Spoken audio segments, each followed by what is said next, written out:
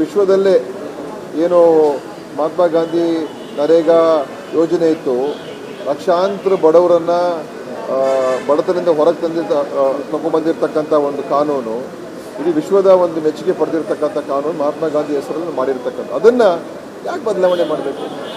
ನನಗೆ ಅರ್ಥನೇ ಆಗೋದಿಲ್ಲ. ಇವರು ಎಷ್ಟು ಕೀಳ ಮಟ್ಟದ ಒಂದು ಯೋಚನೆ ಇದೆ. ಈಗ ಮಹಾತ್ಮ ಗಾಂಧಿ, ನೆಹರು ಇವರೆಲ್ಲರ ಬಗ್ಗೆನೂ ಅವ್ರಿಗೆ ಒಂದು ವೈರತ್ವ ಮತ್ತು ದ್ವೇಷ, ಅದು ಇಂಥ ಒಂದು ಸಣ್ಣತನದ ಮುಖಾಂತರ ತೀರಿಸ್ತಾರೆ ಅಂತ ಹೇಳಿದ್ರೆ ನಿಜವಾಗ್ಲೂ ಕೂಡ ಅತ್ಯಂತ ಖಂಡನೀಯವಾದಂಥ ವಿಷಯ ಅಂತ ಹೇಳಕ್ಕೆ ಬಯಸ್ತೇನೆ. ಬದಲಾವಣೆ ಮಾಡೋದ್ರಿಂದ ಏನಾದರೂ ದೇಶ ಏನಾದರೂ ಬದಲಾವಣೆ ಆಗುತ್ತಾ? ಯಾವುದು ಸರ್, ಬದಲಾವಣೆ ಮಾಡೋದ್ರಿಂದ ದೇಶ ಏನು ಉದ್ಧಾರ ಆಗಲ್ಲ. ಅದೇ ಈಗ ನೋಡಿ, ಯಾರು ಉದ್ಧಾರ ಆಗಲ್ಲ, ಯಾರಿಗೂ ಒಳ್ಳೇದಲ್ಲ.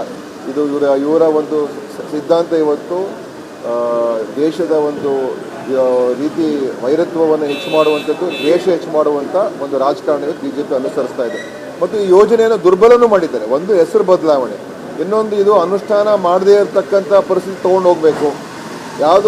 ಯಾವ ಒಂದು ಯೋಜನೆ ಕೇಂದ್ರ ಸರ್ಕಾರದ ಪೂರ್ತಿ ಬೆಂಬಲದಿಂದ ಅನುಷ್ಠಾನ ಆಗ್ತಾಯಿತ್ತು, ಅದನ್ನು ಇವತ್ತು ಬದಲಾವಣೆ ಮಾಡಿ ಕೇಂದ್ರ ಸರ್ಕಾರ 60, ರಾಜ್ಯ ಸರ್ಕಾರ 40% ಅಂತ ಮಾಡಿ, ಹೆಚ್ಚು ಕಡಿಮೆ 50-50ನೇ, 60-40 ಏನು ವ್ಯತ್ಯಾಸ, 50. ಅದು ಹೆಸರು ಮಾತ್ರ ಇವ್ರು. ಈಗ ನಮ್ಮ ಆಯುಷ್ಮಾನ್ ಯೋಜನೆ, ಆಯುಷ್ಮಾನ್ ಭಾರತ್ ಆರೋಗ್ಯ ಕರ್ನಾಟಕ ಯೋಜನೆ ಹೆಸರು ಮಾತ್ರ ಮೋದಿ, 75% ದುಡ್ಡು ಕರ್ನಾಟಕ ಸರ್ಕಾರ ಕೊಡ್ತಾ ಇದೆ, ಕೇಂದ್ರದ ಬರೀ 25% ಈ ಅದು ಆಯುಷ್ಮಾನ್ ಭಾರತ್ ಯೋಜನೆ ಕರ್ನಾಟಕದಲ್ಲಿ ಆಗ್ತಾ ಇರುವಂಥದ್ದು.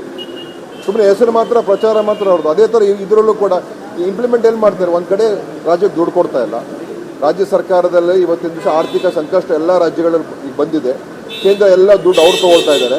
ಮತ್ತು ಕೊಡೋ ದುಡ್ಡನ್ನು ಕೂಡ ಈ ಥರ ಕಂಡೀಷನ್ ಹಾಕ್ಬಿಟ್ಟು ಯೋಜನೆ ಸುಮ್ಮನೆ ಏನೇನು ಕಂಡೀಷನ್ ಹಾಕಿದ್ರೆ ನೋಡಿದ್ರೆ ಯೋಜನೆಯನ್ನು ಅನುಷ್ಠಾನ ಆಗೋದಿಲ್ಲ. ಯಾವ ರಾಜ್ಯ ಕೂಡ ಮಾಡೋದಕ್ಕೆ ಸಾಧ್ಯ ಆಗೋದಿಲ್ಲ.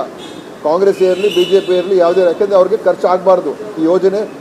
ಮೊದಲೇ ನರೇಂದ್ರ ಮೋದಿಯವರು ಪ್ರಥಮ ಭಾಷಣದಲ್ಲಿ ಅವ್ರು ಏನು ಹೇಳಿದ್ರು, ಈ ನರೇಗಾ ಯೋಜನೆ ಅತ್ಯಂತ ಒಂದು ಕಳಪೆ ಯೋಜನೆ ಇದು ಅಂತ ಹೇಳಿ ಅದನ್ನು ಭಾಳ ಟೀಕೆ ಮಾಡಿದರು.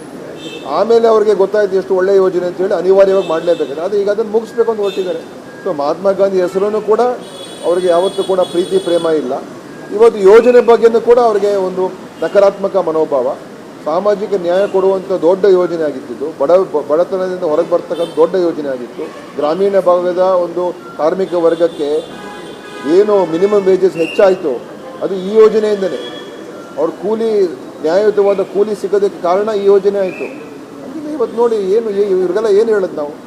ಇವತ್ತು ದೇಶದಲ್ಲಿ ಸರ್ವಾಧಿಕಾರ ಧೋರಣೆ ಮತ್ತು ಎಲ್ಲವನ್ನು ಕೂಡ ಇವತ್ತು ನಿಯಂತ್ರಣ ಮಾಡ್ತಾ ಇದ್ದಾರೆ.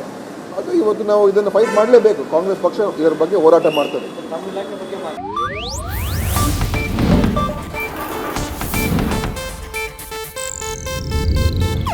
ಇದು ಏಷ್ಯಾನೆಟ್ ನ್ಯೂಸ್ ನೆಟ್ವರ್ಕ್ ಪ್ರಸ್ತುತಿ.